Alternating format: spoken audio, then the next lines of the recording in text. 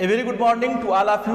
आज आप सभी लोगों को एक्सक्लेमेशन एंड विशेष के बारे में समझाया जाएगा कि एक्सक्लेमेशन एंड विशेष क्या होते हैं। एक्सक्लेमेशन और विशेष को आप कैसे पढ़ेंगे, कैसे लिखेंगे, कैसे सेंटेंसों का प्रयोग करेंगे, तो आपका एक्सक्लेमेशन और विशेष का सेंटेंस जो है वो सही हो जाएगा। इस सेंटेंस में जो इस पार्ट में जो है आपको एक्सक्लेमेशन और विशेष के बारे में समझाया जाएगा क्या होता है।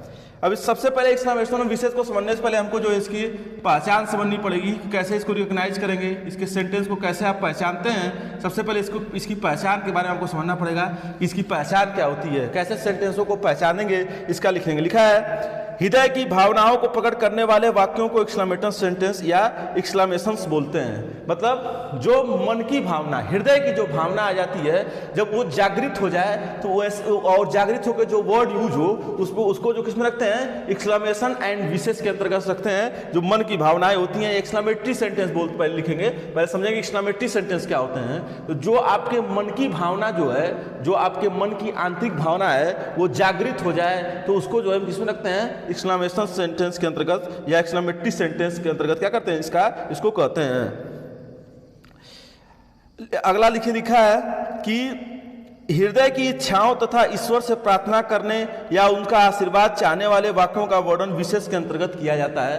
मतलब हृदय की जो भावना है वो अगर किसी ईश्वर का अगर आप जो है आशीर्वाद पाना चाहते हैं, अगर उनका आशीर्वाद भी लेना चाहते हैं तो उसके लिए भी जो है विशेष का प्रयोग करते हैं। परंपरागत व्याकरण में ऐसे ऑप्टेटिव सेंटेंस मतलब सेंटेंस के बारे में बताया तो मतलब ऐसे सेंटेंस जिसमें विशेष आ जाए उसको प्रॉपरली जो है ऑप्टेटिव सेंटेंस की श्रेणी में क्या करते हैं, रखते हैं। किंतु इस समय जो है इसका प्रयोग जो है सब्जेक्टिव मूड के अंतर्गत क्या किया जा रहा है, मतलब सब्जेक्ट मतलब पहले इसका प्रयोग करके सेंटेंस का निर्माण जो है आप जो है क्या करते हैं।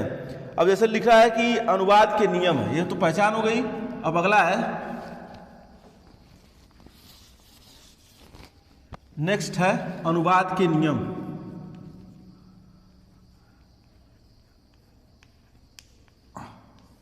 अनुवाद के नियम है। अनुवाद के नियम के अंतर्गत, अनुवाद के नियम में आप क्या समझेंगे, अनुवाद करने के नियम क्या है, उसके बारे में आपको समझाया जाएगा कि अनुवाद करने के नियम क्या होते हैं। अब पहले हम समझेंगे एक्सक्लेमेशन का। अनुवाद के नियम में सबसे पहले समझेंगे एक्सक्लेमेशन के सेंटेंसों का आप जो है अनुवाद कैसे करेंगे, कैसे बनाएंगे कि एक्सक्लेमेशन के सेंटेंस का निर्माण जो है वो हो जाए। अब इसमें प्रथम है लिखा है ऐसे वाक्यों में सर्वप्रथम एडवर्ब का प्रयोग किया जाता है। मतलब लिखा है कि जब एक्सक्लेमेटरी या एक्सक्लेमेटरी सेंटेंस का निर्माण करते हैं ऐसे वाक्यों में सर्वप्रथम जो है हम एडवर्ब का यूज करते हैं। एडवर्ब के पश्चात एडजेक्टिव और या फिर नाउन आता है। मतलब एडवर्ब का सबसे पहले प्रयोग करेंगे, इसके बाद एडजेक्टिव या नाउन आता है, अंत में वर्ब और फिर विस्मयादिबोधक चिन्ह लगाया जाता है। विस्मयादिबोधक चिन्ह बोल सकते हैं, ये एक्सक्लेमेटरी साइन बोलते हैं इसको। ये जो है एक्सक्लेमेटरी साइंस है, मतलब लास्ट में इसका प्रयोग जो है एक्सक्लेमेटरी साइन का प्रयोग करके क्या करें, सेंटेंस का निर्माण कर लेते हैं। जैसे मान लीजिए एग्जांपल अगर आपको बनाना है तो कैसे एडवर्ब आ रहा है तो लिखेंगे यहाँ पर आप how fine the night, how fine the night is, और लास्ट में यहाँ एक्सक्लेमेटरी साइन का प्रयोग कर देंगे। अब इस सेंटेंस में आपको पूछे कि एडवर्ब क्या है तो इसमें ये क्या हो जाएगा, एडवर्ब। हाउ क्या हो जाएगा, इसमें एडवर्ब हो जाएगा। इसमें कोई आपसे एडजेक्टिव पूछे तो फाइन क्या हो जाएगा, इसमें एडजेक्टिव। ये एडवर्ब हो गया, ये एडजेक्टिव हो गया। अब इसमें द नाइट है, द नाइट क्या हो जाएगा इसमें, ये जो द नाइट है ये जो इसमें क्या हो जाएगा, नाउन। और ये जो है आप जानते हैं इसको जो है आप क्या करते हैं, वर्ब बोलते हैं या हेल्पिंग वर्ब की तरह प्रयोग करके सेंटेंस का निर्माण करते हैं। और लास्ट में जो है आप इसका प्रयोग एक्सक्लेमेटरी साइन का प्रयोग कर रहे हैं कि how fine the night is, रात कितनी सुखद है, सुंदर है, अच्छी है। तो हाउ का प्रयोग करके जो है सेंटेंस का निर्माण जो है आप क्या करते हैं, कर देते हैं। और लास्ट में देखिए एक्सक्लेमेटरी साइन का प्रयोग करके सेंटेंस का क्या कर रहे हैं, निर्माण कर रहे हैं। मतलब इस ऐसे सेंटेंसों में जो है यहाँ पर लास्ट में क्या होता है, एक्सक्लेमेटरी साइन का प्रयोग करते हैं। एक और एग्जाम्पल देख लें एक्सक्लेमेटरी साइन का। एक और एग्जाम्पल यहाँ पर अगर आपको समझना रहे एक्सक्लेमेटरी साइन का और क्या एग्जाम्पल हो सकता है। एक्सक्लेमेटरी साइन का चिन्ह है, इसका एक और एग्जाम्पल है। एग्जाम्पल के तौर पे लिखेंगे आप how heart the day is, फिर लास्ट में एक साइन हो जाएगा। इसका हिंदी बनाएंगे कि दिन कितना गर्म है, इसका हिंदी बनाएंगे आप, कहेंगे दिन कितना गर्म है। दिन कितना गर्म है, और लास्ट में जो है आप क्या कर रहे हैं, इस साइन का प्रयोग कर रहे हैं। दिन कितना गर्म है मतलब आप कितना के लिए किसका प्रयोग कर रहे हैं, हाउ का प्रयोग करके सेंटेंस का निर्माण कर रहे हैं। और लास्ट में जो है हेल्पिंग वर्ब का इज है, और यहाँ पर जो है एक्सक्लेमेटरी साइन का प्रयोग करके कर रहे हैं। अब दिन कितना गर्म है, आपके क्या है, अंदर की भावना आपने लिखा था, आपने जब सेंटेंस बनाया देखा कि अब अंदर की भावनाओं को, हृदय की भावनाओं को, किसी दिन को आप देख के क्या कर रहे हैं, ये आप बता पा रहे हैं, मन की आपकी भावना प्रकट हो रही है कि दिन जो है वो कितना क्या है, सुंदर है, या कितना, ये वाला तो पहले वाला सुंदर था, ये तो क्या था, गर्म था। जो सुंदर बोल रहे थे वहां पर भी जो है आपके मन की भावना आ रही थी, और जो है फाइन नाइट बोल रहे थे तो वहां भी आपके मन की भावना आ रही थी, और यहाँ डे बोल रहे हैं तब भी आपके मन की भावना क्या हो रही है, भीतर से निकल रही है। ये जो है आप तो ऐसा सब प्रयोग कर सकते हैं।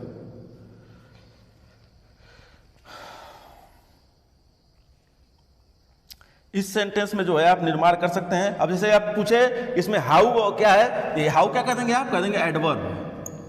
हाउ क्या है, इसमें एडवर्ब है, और एडवर्ब का प्रयोग करके सेंटेंस का निर्माण कर लेते हैं, ये आप जो बता रहे हैं इसमें। और हार्ट क्या है, हार्ट जो है वो एडजेक्टिव है। हार्ट जो है वो एडजेक्टिव है। How hard the day is, इस तरह से सेंटेंस का प्रयोग करके सेंटेंस क्या करते हैं, बना लेते हैं। ये बन जाएगा, एक्सक्लेमेटरी सेंटेंस है। अगला देखिए दिया है, आप इसमें एक्सक्लेमेटरी सेंटेंस के बारे में समझ रहे हैं, एक्सक्लेमेटरी सेंटेंस का निर्माण कैसे करते हैं इसके बारे में समझ रहे हैं। अब सेकंड दिया है, ये एक्सक्लेमेटरी सेंटेंस में सेकंड है, लिखा है एलास।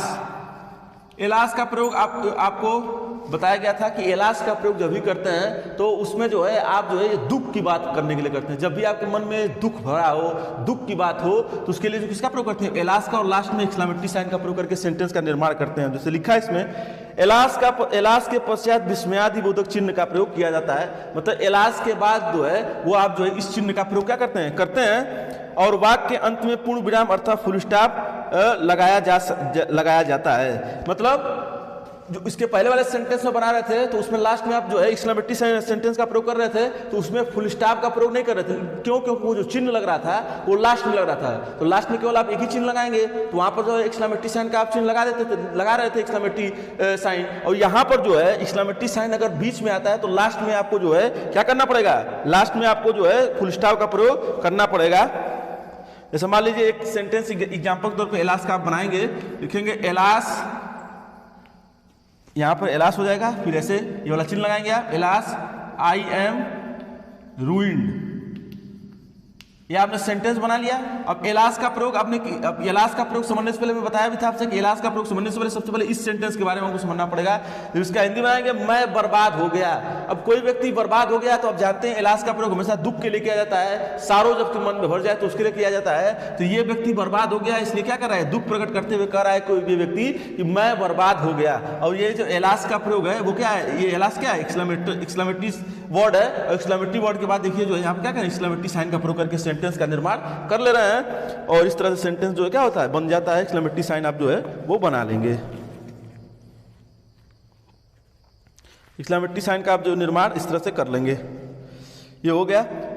और लास्ट में देखिए फुल स्टॉप भी हमने लिखा है, मतलब फुल स्टॉप लास्ट में रहेगा, और यहाँ पर एक्सक्लेमेटरी साइन का प्रयोग करके क्या करते हैं, सेंटेंस जो है वो बना लेते हैं। अगला देखिए दिया है, एक्सक्लेमेटरी का हमने बनाया। नेक्स्ट है, नेक्स्ट दिया है विशेष के बारे में। विशेष का जो प्रयोग करते हैं आप, इस तो एक्सक्लेमेटरी साइन तो मैं बताया था आपको, एक्सक्लेमेशन एंड विशेष के बारे में आपको इसमें समझाया जाएगा।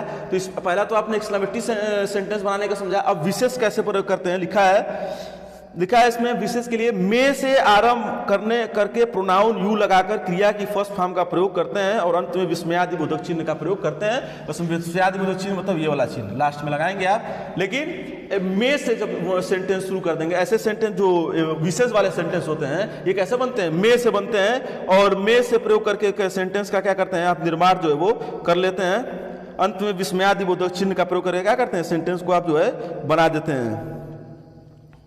जैसे मान लीजिए मे का प्रयोग आप जैसे किसी की कोई इच्छा को व्यक्त करने के लिए अगर आप करना चाहते हैं, तो एग्जांपल के तौर पर अगर आपको किसी की इच्छा देखेंगे, may you leave long, may you leave long, और लास्ट में एक्सक्लेमेटरी साइन। आप दीर्घायु हो, जब इसका हिंदी में आएंगे आप जो है दीर्घायु हो, आप जो है ज्यादा दिन तक जीवित रहें। अब ये ज्यादा दिन तक जो जीवित रहने की बात कर रहा है कोई व्यक्ति, ये क्या व्यक्ति, जैसे कोई व्यक्ति ज्यादा दिन तक जीवित रहे, ये किसी के हाथ में तो ही नहीं, लेकिन ये क्या कर रहा है, अपने मन की आंतरिक विश्व को बता रहा है, ये उसकी इच्छा है कि आप जो है वो क्या हो, ज्यादा दिन तक जीवित रहें। और ऐसे सेंटेंस को जो है हम क्या बोलते हैं, एक्सक्लेमेटरी सेंटेंस के अंतर्गत रखते हैं। ये आपको पढ़ाया गया था, ये फिर आप जो है समझ रहे हैं। और यहाँ पर जो है एक्सक्लेमेटरी साइन का प्रयोग करके सेंटेंस का क्या कर रहे हैं, निर्माण जो है आप कर ले रहे हैं। ये मे का प्रयोग करके प्रयोग करना लिखा है। इस सेंटेंस में एक और सेंटेंस अगर आपको बनाना है विश के साथ, ये तो विश हो गया, विश का एक और सेंटेंस अगर आपको बनाना है तो इसमें लिखा है कि मेरी एक सेंटेंस है कि I wish I were there.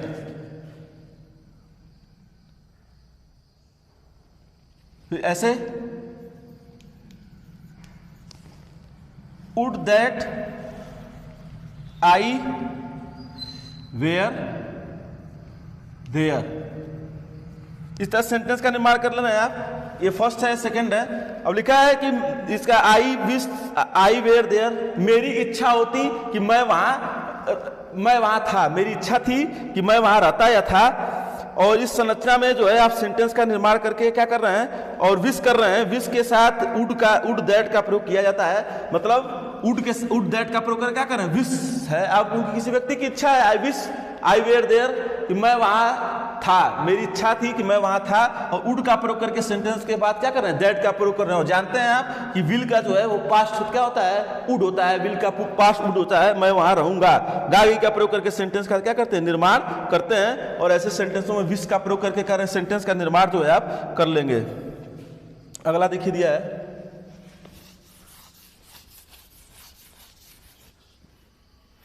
विशेष के बारे में आपको समझाया जा रहा है। अगला देखिए दिया है, एक एग्जांपल है कैसे सेंटेंस बनाते। लिखा है God save our president, God save our president, God save our president, या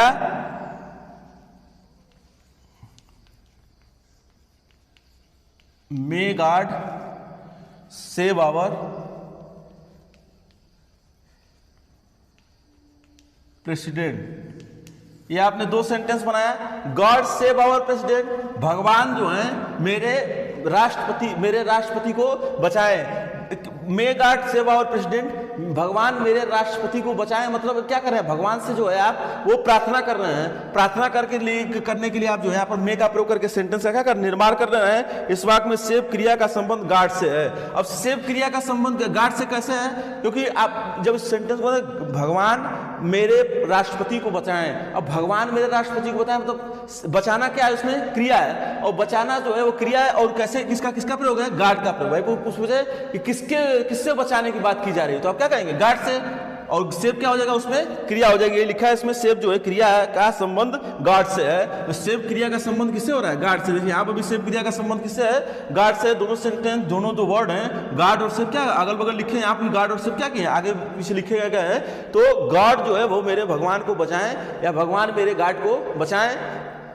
गॉड जो है वो गॉड जो है भगवान मेरे राष्ट्रपति को बचाएं। यहाँ दिखाएंगे आप कि भगवान मेरे राष्ट्रपति को बचाएं। और राष्ट्रपति को बचाने के लिए जो क्या कर रहे हैं, मे का प्रयोग करके सेंटेंस का जो है निर्माण कर दे रहे हैं। और सेव का प्रयोग जो है कैसे कर रहे हैं, सेव का संबंध जो है वो ए गॉड से है, कि मतलब भगवान ही जो है वो क्या करेंगे, राष्ट्रपति को बचाएंगे।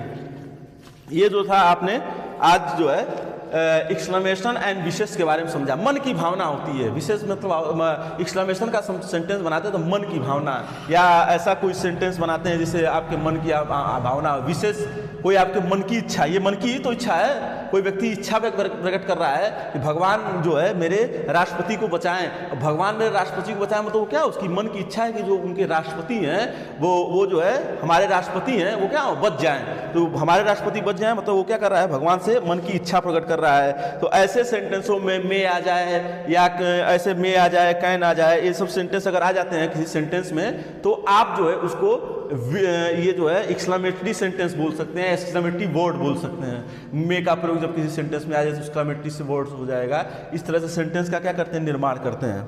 अब जो है आज आप लोग को ये जो है एक्सक्लेमेटरी और विशेष के बारे में समझाया गया। अब नेक्स्ट पार्ट में जो है आपको नॉन